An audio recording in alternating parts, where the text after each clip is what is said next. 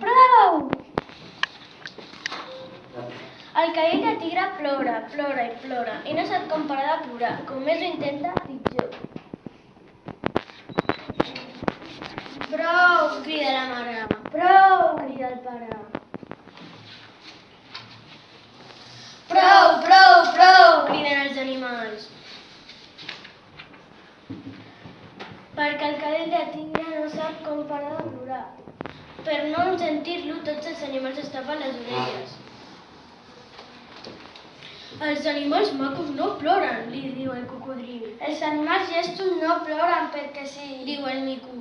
Els animals valents no ploren sense més ni més, li diu el lleó. Però el cadell de tigre no sap si és maco o llest o valent. Prou! Tornen a cridar tots els animals, però el cadell de tigre no pot parar de plorar. Ja li agradaria, ja.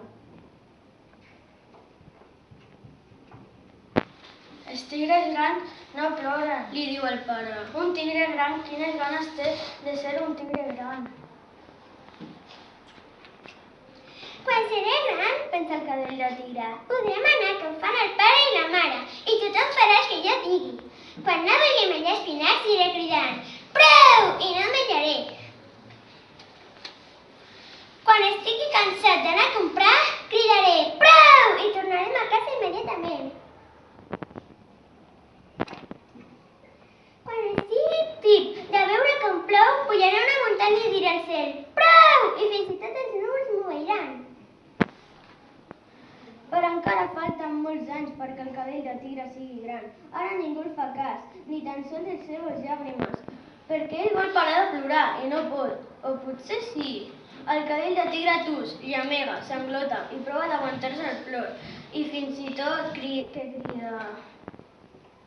Prou!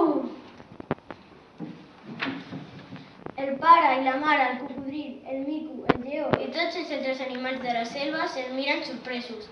El cadell de tigre ja no plora!